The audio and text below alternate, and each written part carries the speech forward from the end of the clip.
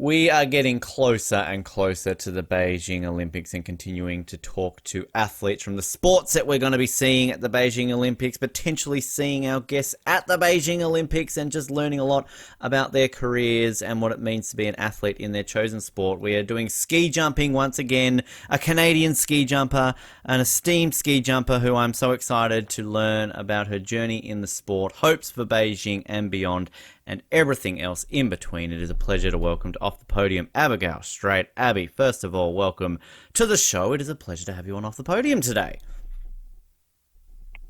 Hi. I'm trying to give the big intro to get you pumped up and excited to talk about this. So it's, do you want me to kind of give you more? Like, is there more energy here that you want me to kind of bring to the table? No, my internet cut out for like 5 seconds, and all of a sudden you're on. I didn't know if you asked something, so I just said hi. I thought that couldn't be wrong. You missed the really big question there, like the in-depth, like super hard question. So it's all right. You escaped that. Oh no, I've already messed up. Yeah, God, terrible. Get off, now. Abby. We don't know. Come on, you know, don't have to put up this with all your other teammates. They brought excitement and professionalism to the table. But we've been learning a lot about ski jumping, really, with a whole series of ski jumpers from both Canada and the US over sort of our last few episodes. And it's a sport that still fascinates me. I absolutely love ski jumping, as I've talked a lot about in all these chats. But for our listeners out there and our viewers watching on YouTube, how did you get started in ski jumping, Abby? Sort of, how did this journey of this great sport begin for you? I got into ski jumping. I was 6 or 7 years old, and I went to a summer camp in Calgary. We tried a bunch of different sports, everything, biking, skiing, and then one of them was ski jumping. And I went off this little ski jump on some alpine skis, and yeah, from there I just got recruited, and my parents were like, sure, I guess she can keep doing this, and I haven't stopped doing it since then. Great. I love the fact that the parents are on board straight away. This isn't a case of like, oh, maybe not ski jumping. Well, why don't you do that tennis? That looks more safe for us. Not jumping off a giant hill. Yeah, I don't know if they expected it to progress so far. Maybe they were just thinking I would stay on the small jumps, but that didn't work. Didn't work. I don't know is there much competition out there for people who just want to stick on the small jumps? Like, is there kind of the small, tiny ski jumping out there for people who don't want to progress up the ranks? Not really. Not like on the world stage. But I mean, if you just wanted to do it for fun, I guess you could go hang out with the little munchkins on the small hills. Yeah.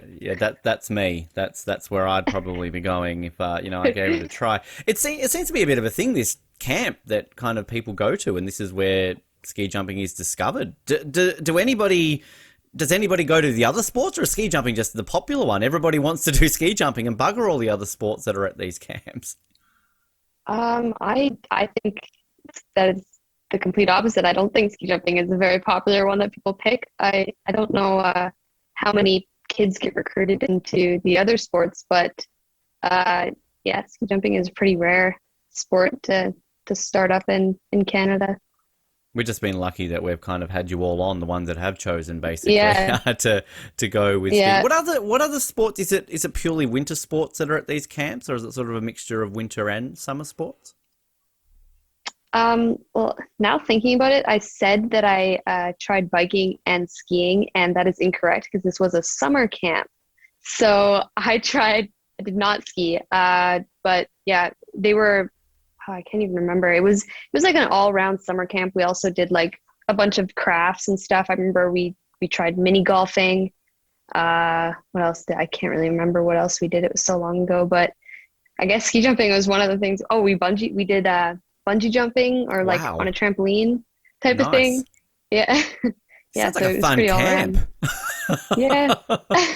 Jeez, like, this is something I wish we kind of had in Australia. Like, I mean, I go on school camps, but all I remember is maybe a ropes course, or like, hey, let's go down to the beach and build a fire. Like, I mean, I don't never ski jumping or mini golf or bungee. Like, I'm missing out.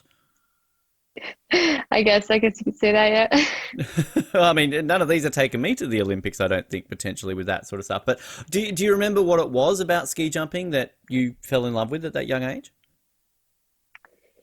Uh, no, I think I was just kind of going with the flow, and I enjoyed it, and I seemed enthusiastic. Like I would just go, I was going around and around and around, and I was going off the jump again and again, and I wouldn't stop. And I think that's why they kind of picked me out of the crowd and said, yeah, you should keep doing it, because lots of the kids would kind of get bored and wander and, start picking grass and stuff. But yeah, I think I remember I was pretty fascinated looking up at the really big towers at the top of Canada Olympic Park, and I was like, who would ever do that? Like, what is that? But I don't know if I made the connection when I was 6. I don't know if I made the connection between that and what I was doing. But yeah, I guess I just had fun. I love the fact that there's these kids out there that were just picking grass who are maybe probably going to be staring at the TV screen soon, watching you at the Olympics, going, "Oh God, if only I had have just taken one more jump, could have been Abby's teammate, but I was too busy picking grass." Yep, those grass pickers, they'll regret it. Yeah, unless they become like a gardener or something like that, Yeah, maybe park Olympic ranger or gardener. yeah, well, exactly. They could be keeping, the Olympic Park there in Calgary better. I have to ask the question, Abby. Everybody I get from Calgary, I need to ask the question. Who do you go for in the NHL? Is it the correct answer in the Flames, or is it somebody else? Oilers. Oh, geez. Oilers Well, it fan. was nice having But you on the show, Abby. Thank you for your time. I know I'm probably gonna lose a lot of followers from that now. I think it was just like I grew up with my dad being an Oilers fan, so that was kind of what I followed. And yeah, Yeah, well, we seem to get a few sorry, Leafs. Calgary. Well, Yeah, the Leafs, and I I'm, mean, at I'm least you're in gonna the same province, so yeah, I'm gonna go lock my door now. I feel like yeah. my teammates are gonna come People are going hunt to me track you down. down. Yeah, Yeah. exactly, exactly. So, I mean, were you outside of when you switched doing ski jumping? That's kind of your sport of choice. Were you still active in other sports? Were there sort of other sports you were pursuing at the same time before you eventually decided to focus on ski jumping? Yeah, when I was younger, I did horseback riding for a little bit. My sister actually ended up being the one that went all the way with that. She's still horseback riding competitively, but I did that for a bit, and then I also was in karate for quite a while. I did all the school sports: volleyball, basketball, badminton, track. Did like actually when I was young and in ski jumping, we did a lot of other sports as well. Like we did gymnastics, we skied, we cross country skied, skated, mountain biked, so everything. And a few of those have stuck with me as hobbies. So that's pretty cool, I think. I noticed one thing about all those sports you're mentioning, all Olympic sports. Was the Olympics something growing up that was a sort of a fascination with you that you kind of enjoyed and thought that this could be something cool to pursue a dream to make it to the Olympics one day? Yeah, that's always been a big goal and dream. And I think for a long time, like I remember being in kindergarten and being known as the ski jumper. Like you're gonna go to the Olympics, you're the ski jumper. So it's definitely always been something that's been a goal and the dream. So Fantastic. Which, I mean, at that age, so women's ski jumping wasn't just at the Olympics yet. So if I'm doing my math based on your age, it was sort of just on the cusp, obviously, when it came into 2014. So do you remember watching it in Sochi and maybe going, well, hey, this literally is a dream now. Now that women's ski jumping is an Olympic sport, this is what I can go towards. yeah, for sure. I did watch, and I had some older teammates and role models that I cheered for in Sochi. I actually This is the first time I really thought about this, but when I was really young and I had this crazy Olympic dream, I don't think it even occurred to me that women's ski jumping wasn't in the Olympics. I didn't even know that it wasn't going to be an option because I was a young girl. I just still had this dream. I think so. I would have been 13 during Sochi, and it was right around that time that I started realizing how much uh, inequality there was in the sport. So it paired up nicely in that when I realized maybe it wasn't going to happen, it actually did end up happening in Sochi. So yeah, It's kind of, in a weird way, though, a great attitude to have as a child, isn't it? That gender isn't a barrier no matter what, that you, I guess, aren't aware that at that point as a female you couldn't compete in the Olympics in that sport based on that not being, but your attitude was, it doesn't bother me, I'm going to do this one day, I don't care what barriers are in place in front of me right now. So in a weird way, it's like a great attitude to sort of have that confidence when you were growing up aiming towards the Olympics. Yeah, that's very true. I think maybe I need to go back and adopt my 7, 8-year-old mindset and just ignore all the barriers that might be in my way and just, yeah, pretend like they don't exist, I guess.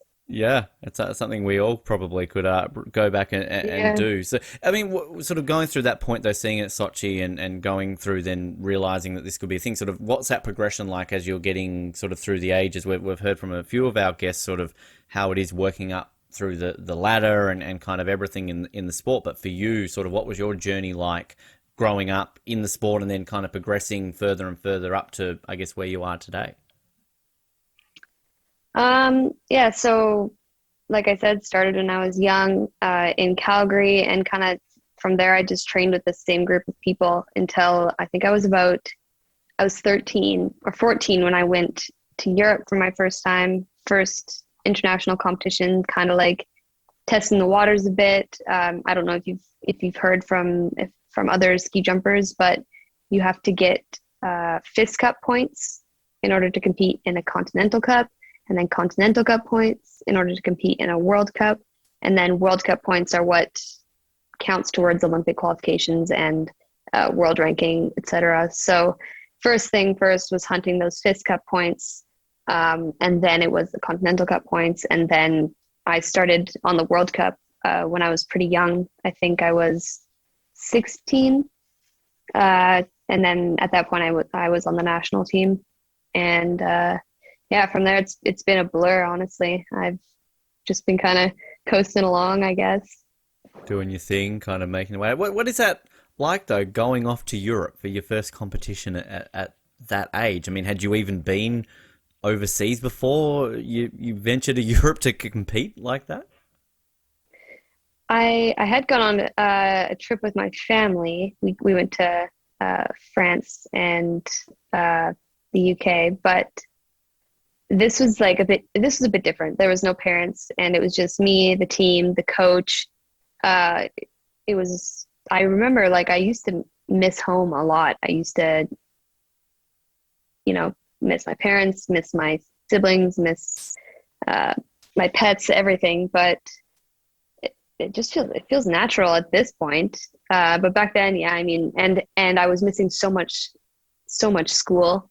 All my friends, I remember when I was in high school in grade 11, that was the lead up to the 2018 Olympic Games. So I was hitting all the World Cups, trying to get a spot.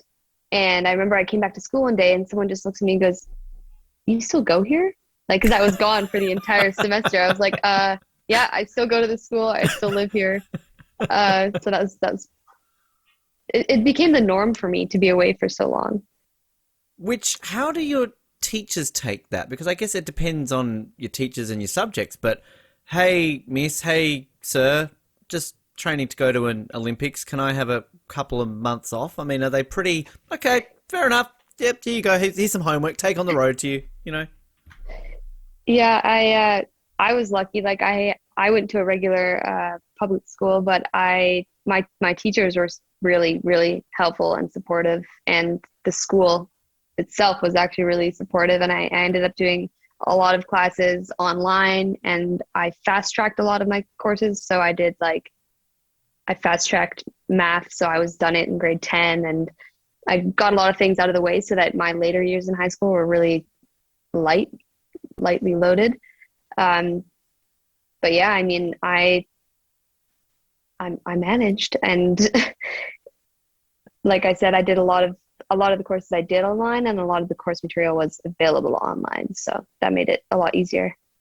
Which is it one of those things that, because you're so driven to this goal, you're pushing towards that dream of an Olympic Games, that you kind of aren't too focused on some of the regular teenage things that you're doing at school, like having friends, going out to parties, boys, girls, like all the kind of regular things that we're all going through teenagers. I mean, are you able to kind of put all those things in the back of your mind because you are so focused towards that Olympic goal?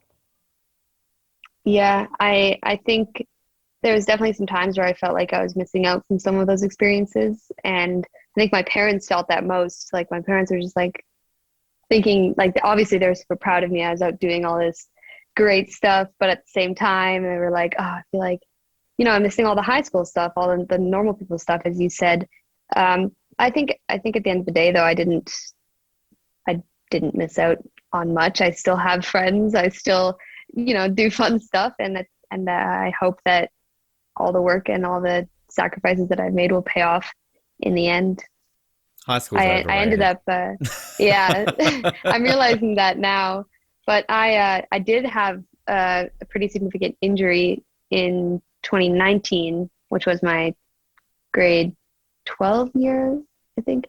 And so obviously I couldn't travel, I couldn't compete, and that forced me to stay at home, go to school, and finally I had like this taste of normal life, and I think I got a bit bored of it pretty fast. I was like, oh, all my teammates are off doing this fun stuff. I want to be back at it. So sometimes you have to take away what I don't know how to say this properly. The grass is always greener on the other side, I guess. But it's that level that I guess any athlete has who commits to a sport. It's an addiction in some way, isn't it? That you're so addicted to your sport, to achieving the best you can, and when your sport's an Olympic sport, aiming towards that ultimate goal of an Olympic Games, which, as you were saying there, you go back to this normal life, and we see a lot of athletes struggle after retirement, right? But I mean, you've kind of got a taste of that right there about, fuck, I'm injured.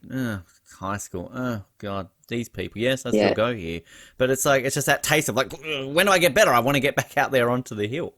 yeah, that's exactly it. I think also like ski jumping, there's a winter season and a summer season, but there's a few months in the spring and about a month in the fall where there's a awkward between season kind of thing where the weather's not good enough to do summer or winter jumping. And I always find myself coming off of the season, and that's where I just feel completely lost. Like you said, that loss of adrenaline, that loss of drive. You go from having something to do and somewhere to be every day to kind of, your job at that point is to relax and to recover and to get ready for the next season. But it feels almost wrong because you're just so addicted to the everything to do with the sport. So basically those days, if I'm trying to go to the gym a couple of times a week and I basically am like, fuck, not today, I'm too lazy, that I should just kind of take you for motivation and be like, well, think about you when you're injured and like you physically can't, but you want to go out there and train. Like, well, think what Abby would do. Come on now, Ben, go to the gym. You can do this. Come on, your body's fine.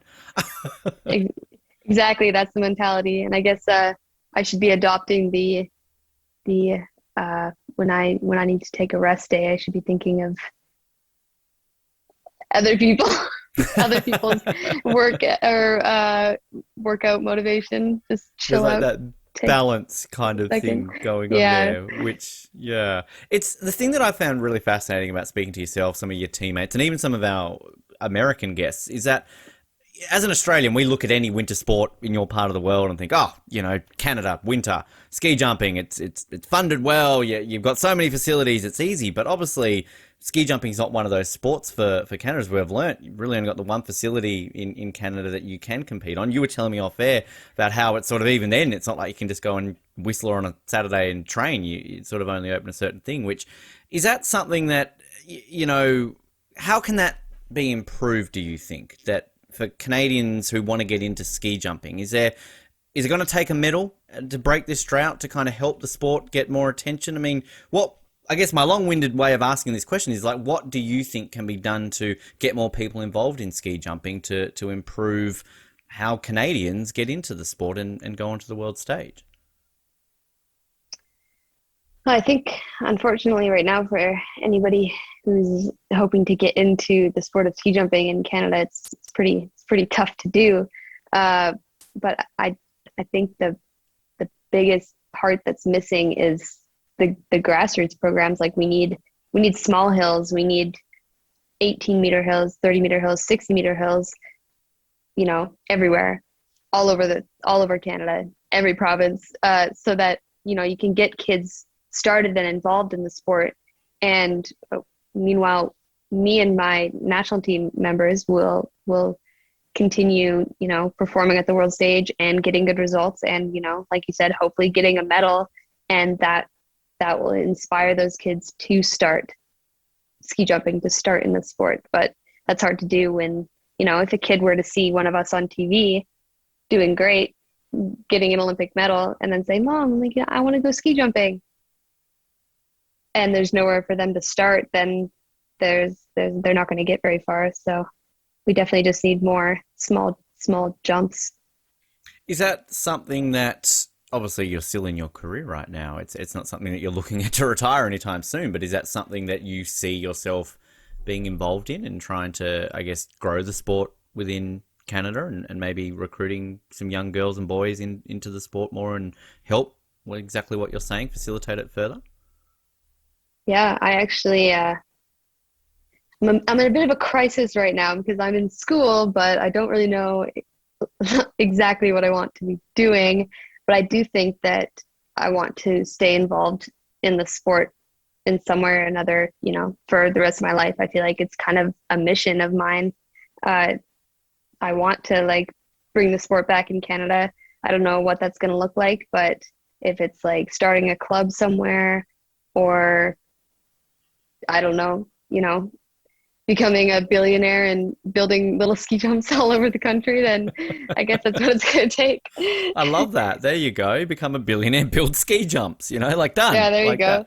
That works. That's kind of a good way of looking at it. I keep trying to recruit some either of you or your teammates or our American guests, because Australia has never had an Olympic ski jumper, Abby. So, I mean, if you can't quite get this grassroots thing happening in Canada, fly out to Australia. You could be part of history, be part of the first ever Australian ski jumper. It just takes one to get the sport up and running, and it one.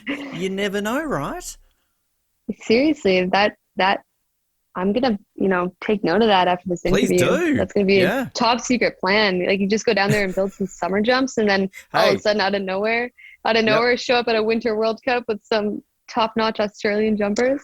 Yeah. We had a Nordic combined athlete back in the 60s. He was a Norwegian expat. So we've ticked that, but it's the ski jumping aspect, and we've got a great new summer training facility now for our freestyle skiers. So I'm just thinking, you've built your mogul jump, you've built your aerials jump, you've got the pool there. Just add a bit of a bigger jump next to it.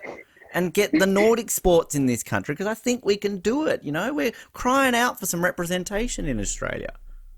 That is very true. I should, and if all else fails, if not Canada, if not Australia, maybe I'll just run away to some island and train some locals. Fiji, give Fiji. Just not New Zealand. Like, do Australia before New Zealand. Okay, they can wait longer. All right, New Zealand is X. Yeah, just leave them alone for a while, okay? Okay. They're not ready. No, all right. It took them too long to get their second winter medal, and we want them to wait longer for their next one. So just that's basically like, we are Edmonton and they're Calgary. You don't really want to associate. Right, Actually, other way around. What am I saying? Australia's Calgary, New Zealand's Edmonton. Come on, put that the right way around, Ben. I was trying to help you out. This sounds like it's getting personal between Australia and New Zealand. Never on this show. What would I say that? You mentioned sort of the lead up to 2018 Pyeongchang. How close were you to making the 2018 Olympics, and was this something that realistically you were setting your sights on, or was it always towards Beijing, and if Pyeongchang had have happened, that would have been a bonus? No, I did definitely have my sights on Pyeongchang. I think me and all my teammates did, but we were so young at that point, and we got thrown right into the World Cup circuit. We hit it hard. We didn't have the best resources, the best equipment to be competing with the top in the world. And I did have some pretty good results in the summer leading up to Pyeongchang, but it just didn't carry through the winter. And I have never actually looked at the statistics of how close I was, but we were fighting the whole season right up until Pyeongchang to try to get a spot because, I mean, one really good result and you're in. So there was always that hope, and it was pretty crushing to not go. But then, I mean, like I said, I was young, and as soon as it passed, I had my sights already on Beijing.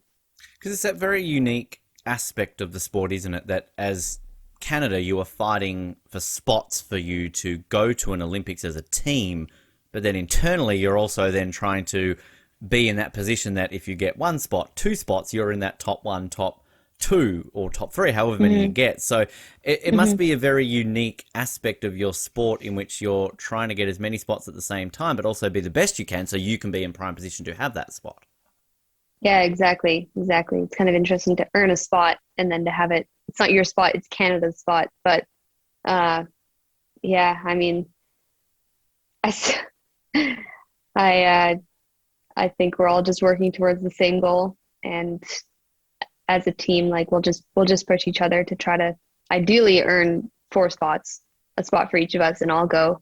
And yeah, and if not, like you said, it'll just depend who's at the top of their game at that point. Because that, and also now that we've got a mixed team event in Beijing, I'm guessing, does that then help if you secure two spots and the guys secure two spots? Does that then guarantee you a spot as a mixed team because you've got four athletes there? Or is there a little bit more to getting a mixed team spot at the Olympics? I'm pretty sure we do have a mixed team spot currently. I think we just needed at least one boy and one girl to qualify individual spots, and then you automatically get a mixed team. It's kind of interesting because you could have a guy and a girl competing individually, and then they kind of bring in two other people that wouldn't have individual spots but would be able to compete in the Olympics as mixed teams. So that's pretty big for us. Because that's, I guess, it's similar to, say, what you would have in athletics or swimming, where you can, say, qualify third in an event, miss out on the top two automatic qualifications, say, for the 100-meter freestyle, but because you're third within a certain time, you're going to be on the plane because you're going to be in the relay team. So is that, I mean, how does that work then for you as an athlete? The fact that, again, you're all competing to give as many individual spots for all of you and your teammates, but say Canada has one spot, and then, then in the back of your mind, if you can't make that spot, there's potential to still go because you've got that extra spot for the team. I mean, does that change things mentally, or is it still just that solid goal of, I'll worry about that closer to Beijing? Right now, it's all about securing as many spots for Team Canada as we can? Yeah, I mean, I think the goal always just has to be to perform your absolute best, whatever that looks like. And I mean, the goal would still be to be getting as many spots as possible, regardless of there's a chance to still go with the mixed team. I think everybody would want to still represent with an individual spot. So that's always the goal. One thing I've loved learning about ski jumping through all these interviews is this mental aspect of the sport. And I think many people have explained it's almost 80% mental, 20% physical. Mm-hmm. Do you have a go-to technique to really help you with your mental training at all? I mean, do you have sort of things that you do that other people don't? Or, I mean, kind of how do you get into that mental aspect of the sport to really help you get better at it? Well, in training, I do a lot of journaling. So like right after a training session, I'll just kind of blah, blah, blah, write down a bunch of stuff so I don't forget it. And that's a way that really clicks for me in my brain. And, sometimes I go back and read, if I go back and read at a point in time when things were going really well and why it was working, blah, blah, blah. And that seems to help clear my mind a bit and keep me on track. When I'm competing, I've always kind of had a trouble with competition anxiety, getting nervous, cracking under the pressure kind of deal. But I figured out a few things that work for me. And one of them is I play with a soccer ball. Like I juggle a soccer ball with my feet before I compete, like when I'm warming up. And that just like totally tunes me in, zones me out. I forget about ski jumping and I'm just like there with this ball. I get in this weird little headspace. Like my teammates know when we're warming up, we usually warm up the four of us with a volleyball and we'll be volleying. And then they know, okay, well, we're all going to go and do the rest of our warm up. Here's the ball, Abby. They give it to me and I just sit there and like play around a bit. So that just calms my mind. Great. So, I mean, I hope you don't accidentally then take it up on top of the hill and then all of a sudden you're there on the bar and go, oh, shit, coach, take the ball. No, that I would have to be pretty zoned out to do that, I think. Which, I mean, do you find things like music at all? Like when you're with the ball, like do you have music playing in the room with your teammates? And if you are, like, is there certain types of genres of music that kind of help with the mindset at that point? I definitely listen to music. I'm like 100% always have music playing. It kind of depends on my mood for what I want to listen to, but I think I can imagine this being different for every athlete, but I would prefer something that wasn't so hardcore, like intense, pump up, get you energized, because I feel like that energy comes naturally for me. And when it comes time to compete, I actually need the opposite of that. I need to chill out, relax a bit. So, but not something that's gonna completely put me to sleep. So something in between, indie, Something, yeah. kind of. Because it doesn't seem like a sport in which you need to get yourself that pumped up, because it is that level of calm, right, that you need at the top of that hill, and the focus, the mindset and everything that you're talking about there. So you're not going to be going out there listening to some doof basically to really, kind of pump yourself up there at that point. Yeah, I think that's one of the things that makes it such a tricky sport is it's such a strange balance between, needing to be relaxed and needing to be activated. Like you need to be calm, chill, flexible, all this stuff. But at the same time, there's that split second that you need to be putting down every ounce of power you have in the takeoff. And that's like extremely, that's a lot of activation. So it's kind of a weird balance, but definitely I would prefer being chilled out at the top versus like shaking, hyped up, ready to go kind of thing. I think I've tried to equate a few that it's not like a field event in track and field where you kind of clap in the crowd like, come on, yeah, let's do this. Like it's not quite that. You might let go of the bar too early if you do that as well. So. Yeah. I think I would stand out a bit if I was at the top of the ski jump getting the crowd pumped up. Hey, like, bring it to Australia. We could be the first. You're like, you Aussies, you're crazy. Come on. Yeah, maybe. Start cheering that way. When it comes to that takeoff aspect with the power aspect, when it comes to the physical training, is that simply a case of you're never skipping leg day? I mean, does the power come from the legs, or is there a little bit more to the core or something like that when you are doing the physical aspect of the training? Definitely legs. Ski jumpers definitely never skip leg day, and you'll never see a ski jumper doing an arm day ever. So you're the lucky ones. Yeah, no arms for ski jumpers. You basically don't use your upper body at all. But leg, it's lots of the power comes from the leg, and we do a lot of like strength training. We do a lot of plyometrics, so jumping, speed, all that kind of stuff. But the whole goal is to stay strong and lean and light. And yeah, you don't need arms though. Like you may as well cut them off. Just cut them off. Wow. So I mean, yeah. like, is that? I mean, this. I don't know if this is a dumb question or not. Bear with me for this one. But like, if you say we're an amputee, can you compete in able-bodied ski jumping? I mean, I don't even know if there is sort of a Paralympic version of ski jumping. But I mean, just with that in mind, if you don't need arms, I'm guessing if you had an amputated arm, you probably still could compete. That I think I might have been exaggerating a bit. You need arms a little bit because you kind of use them to steer a bit in the air, but honestly, they're okay. So Paralympic ski jumping does not exist, although that would be so cool. Yeah. But I think like I definitely know a lot of people that have broken their arms and still jumped like with the cast or whatever because they just want to keep training.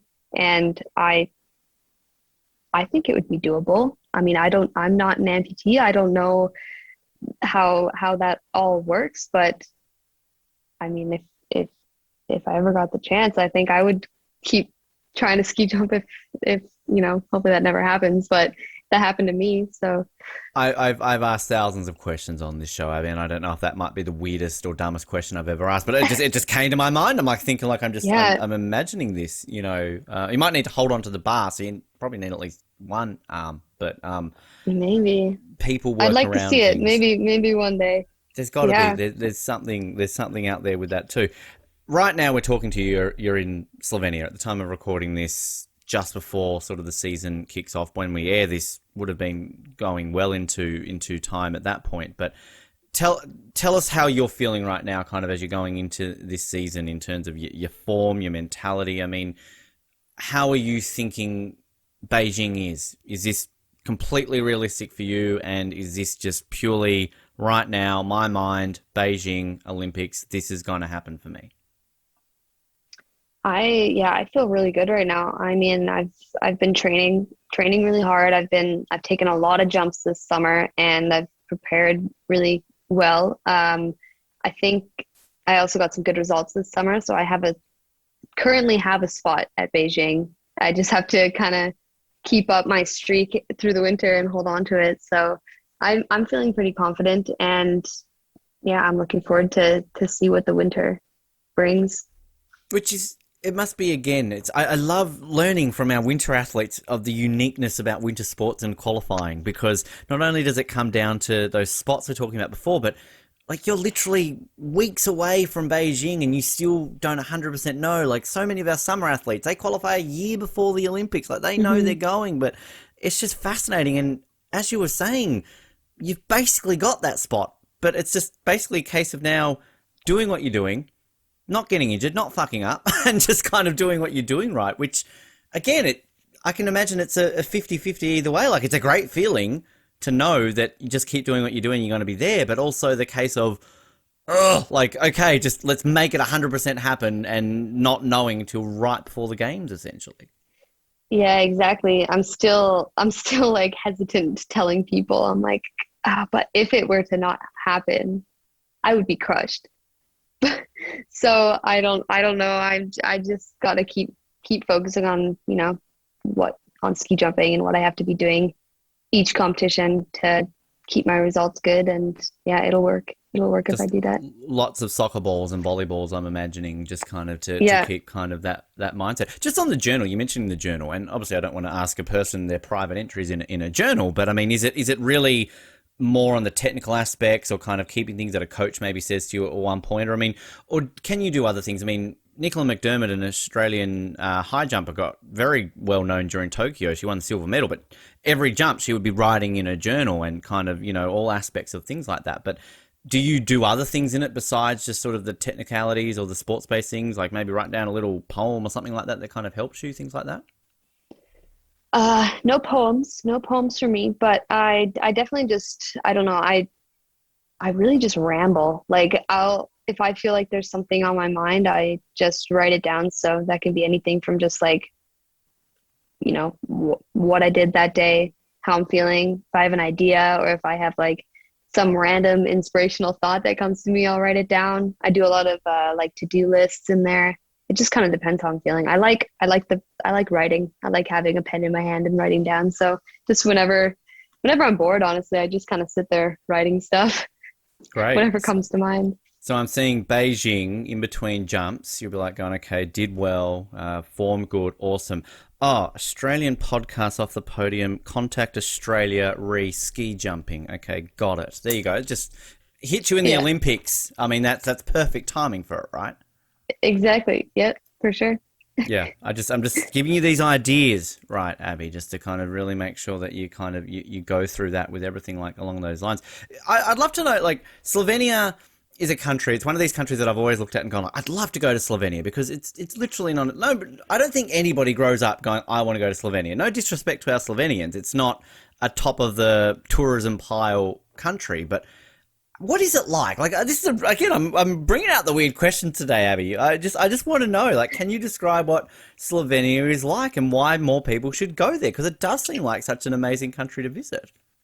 Yeah, it is an amazing country. It is so small, but it's beautiful. Like it's got everything. It's got huge mountains, lakes. It's a big skiing country. So there's lots of ski resorts. What else can I tell you? You're also, if you want to come to Slovenia, you're also just a like 2 hour, not even an hour drive away from Italy. So you could pair it up with that. But think of it, so many people want to travel to Italy, but the culture kind of seeps between Slovenia and Italy a little bit. So you get a little bit of that taste when you're on the what would that be? Eastern Slovenia, yeah. And yeah, you end up, I don't know. It's really great here. It's beautiful. It's like quiet. Everyone, all the people are really nice. Everybody in Slovenia speaks English. Like they just grow up watching English TV and they end up becoming fluent. So everyone's super welcoming and yeah, it's great here. Because it must be pretty exciting then, as you're saying, being so close to somewhere like Italy and all these other places. I mean, I've never been to Europe, but I mean, that's always what's fascinated me is that you are so close to other countries. And as somebody who grew up on an island state, on an island country, I mean, when I was in Canada or the US and I crossed a border into another province or a state, I got excited. I lived in Canada. I could walk up the street, around the corner, over the water. There was the US. I got excited every single time I saw it. It was like, wow, that's incredible. But just to have that so that if you do have a day off, not sure if you do or not, but if you do, hey, what are we going to do this weekend? Let's go to Italy. Why not? Like, I mean, something that you can't exactly when you're in Calgary going, let's go to Italy. We'll be there in an hour. Yeah, I mean, you grew up in Australia. I grew up in Canada. You can drive, I don't know how long it takes to drive across Canada, but you definitely, I mean, it's huge. And Yeah. here, like you said, you can drive through 4 countries in a day easily. We did do a few fun trips this summer. We went to Croatia for a few Wow. days. Yeah, we had a little like team retreat down there. That was pretty beautiful. I went to Italy with my mom and with one of my teammates. I also went to Germany with my brother for a bit. And yeah, it's pretty cool knowing that if I ever need a break, I can just drive to Venice. It's as you do. Why not? Oh, Yeah, Venice, why not? sure. Which Weekend. it's funny because when I asked you the question before about like had you been overseas before, literally as an Australian, me going to any other country is overseas.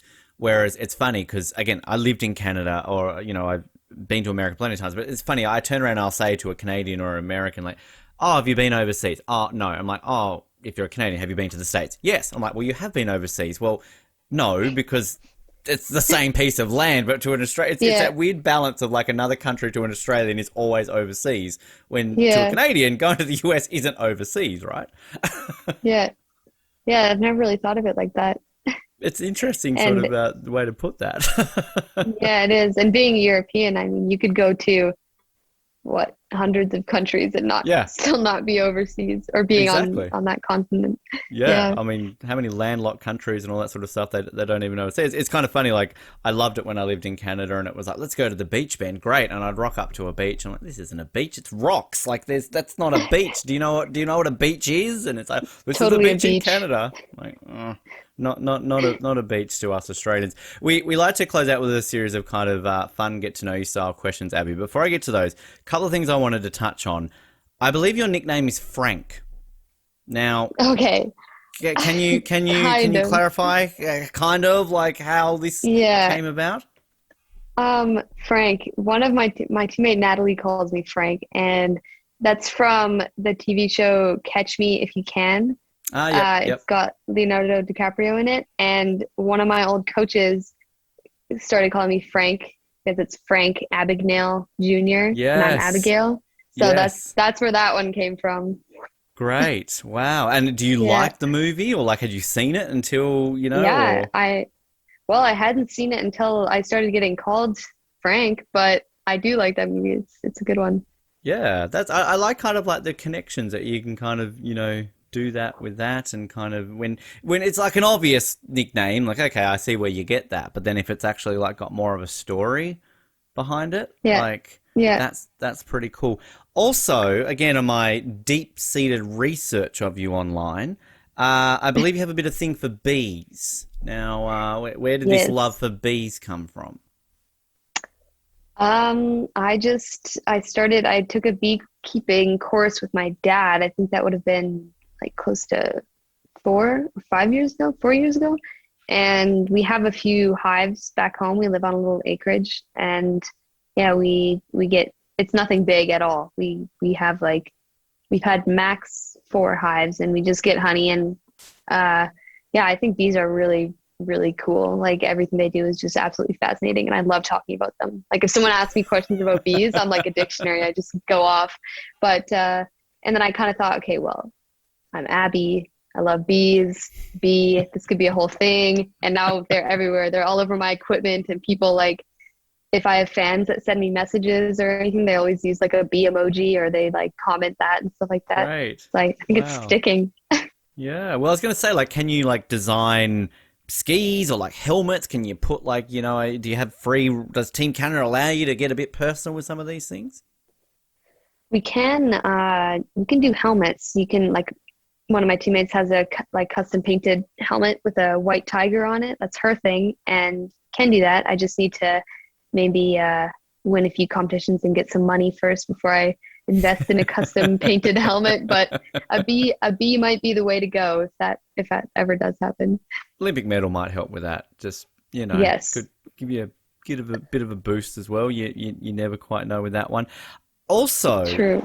now we spoke to one of your teammates, Natasha, recently, and brought up with her this vlog that you guys had done for a little bit on YouTube. I discovered your little adventures that you were doing with your vlogging. I brought up what stopped it. Like where did they go? I mean, is this something that you want to bring back the vlogs? Because I enjoyed the vlogs. I was enjoying your lifestyles there in Europe and kind of your travels. Yeah, good news, Ben. So, yeah, we did that vlog for a little bit with our team, and this past summer we vlogged. Mostly I vlogged, but my teammates were the stars of it because I would just capture them doing funny stuff. But I didn't post them on YouTube. They're on my Instagram. They're on my like IGTV. Ah, okay. But I've been told I need to go back to YouTube because that's the platform for vlogging. So this winter, that's my plan. So Good. keep an eye out because they'll be going on that same channel. I think All right, good. the And vlog will return. I want you to swear more. Don't listen to your teammates when they're Oh, telling you okay, not to swear. Like, as an Australian, you have okay. permission to swear. If you're coming to Australia, Abby, to start up our ski jumping program, you've got to learn to swear. So, just use it. So let loose is what you're saying. All the way. Go, just completely let loose. Do you want to know? I'll tell you one right now. The greatest Australian phrase that ever exists. And this is a real phrase that you can use any day of the week, and people will think you're weird, but it makes sense when you know what it means. Okay, let her rip. Let's hear it. All right. Okay. So the phrase is, I didn't come here to fuck spiders. Now, have you ever heard that phrase before? I have not. Okay. Now, Elaborate. let me give you some context on this one, because straight away you're thinking, oh, what's going on here? Okay, so let's hypothetically say you show up to the ski jump tomorrow, you're ready to go, and then all of a sudden somebody comes up to you and goes, Abby, are you here to ski jump, are you? And you'd be like, well, I didn't come here to fuck spiders now, did I? There you go. That's what you would say to them.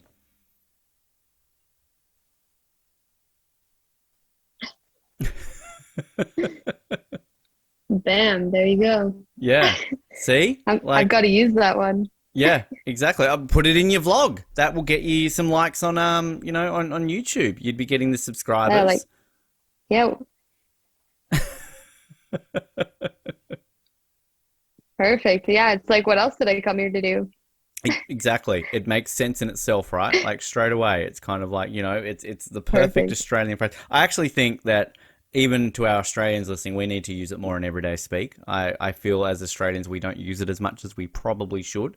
So maybe we can start this trend of bringing it back into our language. And people think we're weird already, right? So, I mean, why wouldn't we use that?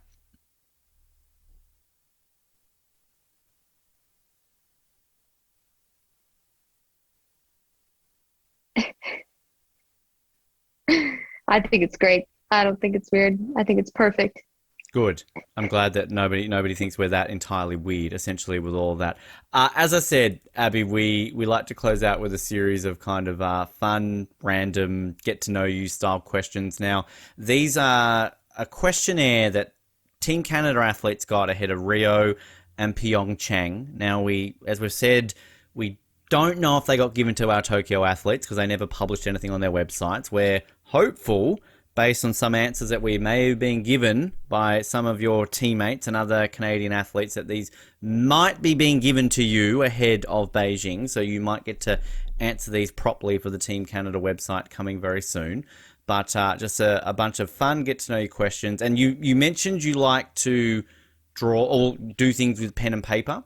So if you feel up to it, there is a drawing element. You can do some drawings, such drawings as draw a picture of your favorite animal, draw a picture of yourself, and there's even sometimes a draw a picture of a teammate option here. So again, if you want to do something creative, draw, take a photo of it, send us in, we'll put it on our social media.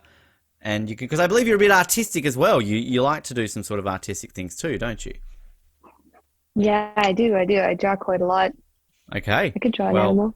There you go. All right. See, look, no pressure on you at all then. This is something that, we might get some good drawings, not to take away from our two that we got set in. But hey, like, you never know. I'll start off with the first question. What is your favorite Olympic moment? Favorite Olympic moment? Ooh, that's tough. I really enjoyed watching Tessa and Scott win gold in Pyeongchang. That was one of my favorite things to watch, and I followed them quite a lot, and I love their energy, and yeah, I like that a lot. Good answer. I like that. As a kid, we know the answer to this one. As a kid, your favorite sports team was. Do we need to go over this again? No, I don't think I should say it again. I think we cleared that one up. Which, outside of the Oilers, do you follow any sort of other sports or sporting teams at all?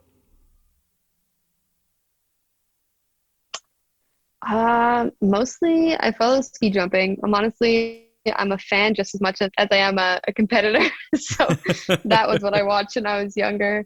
All my friends were like watching hockey and football, and I was like, oh, but ski jumping, and they're like, what is that? Well, I always tell this story, I swear, every single time we have a ski jumper on, but I don't care. Jared, one of our co-hosts, and I, during Pyeongchang, we'd basically be messaging each other going like, it's 2:00 in the morning, yeah. Are you watching the ski jumping? I'm watching the ski jumping. This is amazing. So we're just, because we don't see ski jumping in Australia ever, except for the Olympics at 2:00 in the morning, apparently. So, Yeah, it's a really exciting spectator sport, I think. And same thing in Canada. Nobody in Canada watches ski jumping unless it's going to be in the middle of the night on TV for the Olympics. Yeah. So just wait when you get that but it's medal. fun to watch. Yeah, It'll be on all the time. Exactly. Right? It'll be on everywhere. Yep. Yeah. Which, look, as this naive Australian, when I moved to Canada, not realizing that curling legitimately was on prime time, and you talk to any Australian about curling, and would probably make more fun of it than ski jumping. Not to take away from curling. I love curling as well. Like, curling is a great sport. But it clicked. I'm like, oh, I'm really in Canada if curling's on at like 8:00 in prime time. Yeah. It's a fun sport. It's a fun sport. That's true, if you for could... sure. No ski jumping, though. They got to get on that one. No ski jumping yet. We'll change it. If you could be any superhero, who would you be? Any superhero, who would I be? I feel like maybe the Flash. Ooh, I think I would be the Flash. I think that would be really cool. Just like be able to go anywhere really fast. Yeah. But I was trying to think of something that might benefit me a bit more in ski jumping. Like if I was really any superhero that could fly, I feel like hands down that would just that'd be cheating pretty hard, but nobody would have to know about it, right? Nobody has to. Superman, Superwoman, I feel the standard. But like, I also like to say that you, as a ski jumper, maybe is the closest athlete in the world to actually being Superman or Superwoman because you already are flying. So Yeah, I think so. Maybe that's kind of a lame answer then. I mean, I think Black Widow's pretty cool too. Yeah. She's got some Hey, sick moves. She'll good just throw answer. hands with anyone.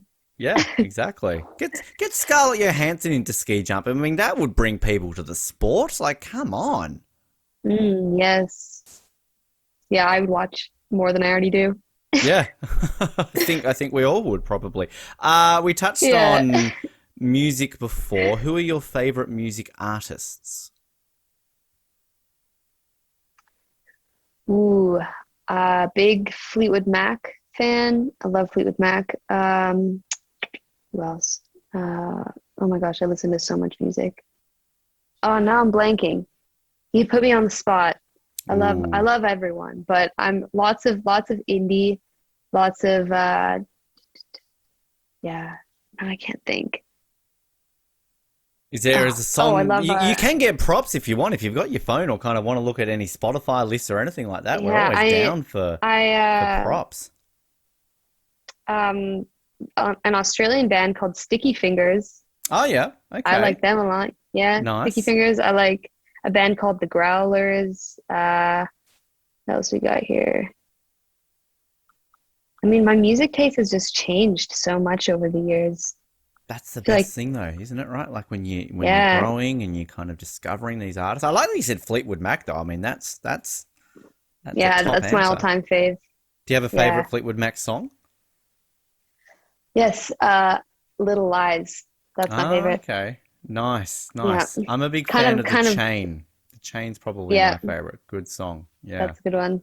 Yeah, Very just good that song. guitar, like at the end, like the dong, Yeah, dong, dong, dong, dong. it Oh, hits so hits good. in the soul. Hits the Yeah, soul. really, really good. Have you seen them? Have you seen them perform at all?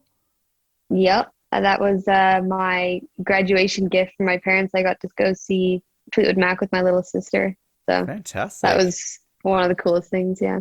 Yeah, Hope I get to see thanks, them Mum and again someday. Dad. Great, Yeah. great Big gift. up. Shout Yeah. out, mom and dad. Yeah, exactly. Just so casually, yeah, ski jumping, that's fine. And yeah, Fleetwood Mac, like coolest parents ever. Come on. Yeah, I agree. Wow. If you could eat only one food for the rest of your life, what would it be? Sushi or Sushi. poke Nice. bowls. Yeah. Oh, Salmon in good general. I answers. really like salmon Nice. Now, is that and on the nutritional plan as a ski jumper? Are you allowed to eat sushi and salmon? Is it within the uh, realms of, you know? I usually eat salad, lettuce, but salmon is good. I mean, that's a really good source of protein. I don't think you can go wrong as long as you eat it in moderation. And sushi's a treat, Yep. everything in moderation. Yep. Yep. That's what I like to tell myself too. Yep. Your Yeah. favorite place to compete is? Honestly, I love competing in Whistler. It doesn't happen very often, but those are some of my favorite hills and home turf. I also I've got a few. I guess I've got a few. I really like Lillehammer, Norway. Hmm. I really really like when we compete in Japan as well because that's just such a cool place to travel to, and sushi. It's perfect. Yeah, well, exactly. Right there too. Which, I mean, 2030, Vancouver possibly, going for another crack at the Olympics. So again, you're still young, Abby. There's potential for a Yeah, home Olympics in what about, I know. 9, 8 years. I might stick around for that one if it happens. Yeah, I think so. And then 2032, Brisbane Olympics, technically being held in winter in Australia. So again, we can maybe push for the IOC to go, well, technically it's in winter. Can we have ski jumping? And then we get the ski jumping facilities in Australia. That sounds perfect, Ben. That is your mission. That is how we're going to Hey, get sport into yep. Australia. Yep, exactly. And as we're learning, the summer aspect of ski jumping exists, so it's not just all about the snow. Yeah. So, Yep. Exactly. it works. I love this. Draw a picture of yourself. So I'm using the questionnaire that was given to hockey player Bailey Bram, and just the picture of herself. Yeah, I don't know how to describe this, but it's interesting. So Is it again, is it flattering? Did she get all her? best features? Well, it's better than a lot of the stick figures I see that athletes draw. But I don't know if it feels like this should be in some sort of like Nickelodeon cartoon or something like that. Like it's a bit odd. But I'm looking forward to seeing your version of this. So drawing a picture of yourself potentially there. One thing that you've always wanted to do.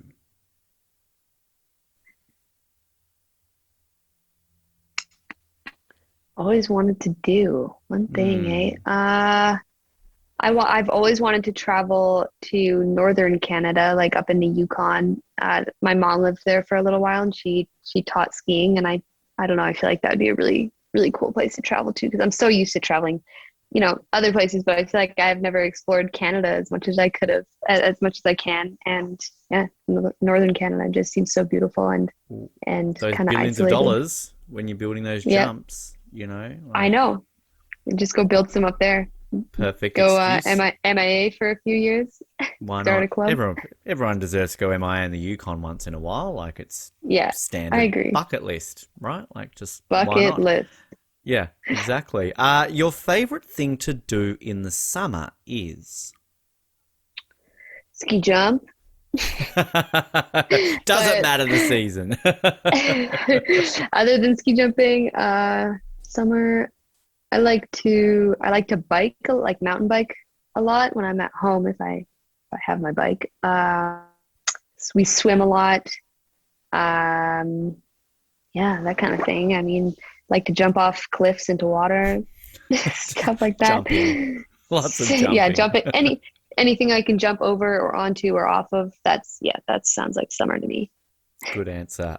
Your favorite movie is? Ooh, favorite movie. Ooh, I've got a few. One of my favorite movies is I think it's called The 100-Foot Journey. It's about an Indian family that moves to England and opens a restaurant across from this like Michelin star restaurant, and they have to, I don't know, like overcome a bunch of barriers in order to succeed. And I think it's just really wholesome. And I love food, and it's also about like cooking, and it's got so many cool artsy shots. So I just think of this specific shot when they're cooking an omelet, and it just makes my mouth water every time. I love the thought process you put into that, right? Like it's like I Yeah, like food, I like the wholesome story. Like I like Jurassic Park, it's got dinosaurs in it. So that kind of just like it's when you straight away can go to that end, but yours is more deep. I like it. There's this scene with yeah. an omelette. Hey, There's a you scene with know? an omelet, hands down. Yeah. Got me. Yeah. Perfect. I like this. This is very in depth, Abby. Like I like your answers for this one. Your favorite cartoon to watch growing up was? Ooh, I feel like I watched quite a bit of SpongeBob Mm-hmm. growing up. That was a big one. What else? Phineas and Ferb, Mm-hmm. Fairly Odd Parents. I don't know how many of these exist in Australia, but the I've basics, like most of my friends I talk to watch the same ones. So I think Phineas and Ferb, like, yeah, but like, somebody answered that recently and they're like, oh, have you heard of that? I'm like, well, I've heard of it, but I think it's a bit out of my age range. Like, I think kind of I was maybe a bit old for that. But of SpongeBob, I mean, I sort of, on the cusp of. SpongeBob's been around, I think, a lot longer than people realize. So maybe I'm just making yeah, myself sound old with that one. no, I If think you SpongeBob has been. if you had to do karaoke, what would you sing? Maybe Little Lies, Fleetwood Mac. I feel like I Hey, would get really, really into that one. yeah, good, Probably good couldn't answer. couldn't quite nail it like Stevie Nicks, but I could try. Hey, Definitely not give a it a try. singer. It's not one of my Yeah. Well, talents. one of these days, I'm just going to surprise people. I'm like, well, hey, now that you've mentioned it, let's cue it up. Here we go. Yeah, And then just, queued up right away. pull the duet open there, and we'll just kind of, like get our Olympic guest to sing. Like Well, I would really. I would probably leave the call so fast then. Hey, I put up with you being an Edmonton supporter. You can put up with some singing. Come on now. Uh, Last question: if you could be an Olympian in any sport other than your own, which sport would you choose? ooh, that's tough. Winter sport, probably snowboarding, Mm-hmm. and summer sport. Now that surfing is a sport, I Hey. would probably do surfing. Yeah, I get to go to I Tahiti in a think, couple of years. Now that's going to be for Paris. So, yeah, Good answers. I like it. Abby, Yes. this has been a lot of fun. Before we let you go, though, you mentioned your Instagram and your YouTube. We're going to be seeing this. Where can people follow you, stay up to date with you on social media in the lead up to Beijing? My Instagram is abby.strate, abi.strate. And my YouTube, I think, is just my full name, just Abigail Strate. I actually don't know. I haven't really checked and updated it yet. That's my mission for this week, but probably under the same name. Yeah, I found you pretty easily, I think, on there when I was Yeah. digging around there to find the vlog. So I'm sure if people kind of want to see that, I'm so intrigued to see. Like, I feel like this should be some sort of like addictive binge watching show now because Oh, I remember there was like a sink, I think, in an apartment that was like smaller than your hand or something like oh that. yeah. And That's pretty typical European sink. yeah, was there a gift of pepper on somebody's birthday or something like that from memory as well? So. Probably. You should, yeah, but you should check out the summer ones. That we had a pretty fun time, and yeah, they're. I've heard from my friends that they're binge worthy. So, Secret Life of and Ski even Jumping. That's like it's a yes, new show, right? Netflix should be that's picking a this good up. name. Yeah, That's a you good can have name, it. Have it Ben. for I might free. have It's to use it. yours. Welcome. You're welcome. Nice. All right. You Thank are you. welcome. No problem. We're happy to help out our guests here. Okay. Just when you start making those billions of dollars, just remember where it started and maybe throw us a couple of, dollars here and there. A Maybe couple, just a couple. just Yeah, just a couple. Just a couple. enough to Abby, build ski jumps, right? yeah, well, yeah, exactly. That's all we care about, right? It's about growing the sport Yeah, of ski jumping. Maybe you can train me up, and my dream of being an Olympian I can reach before I'm like 40.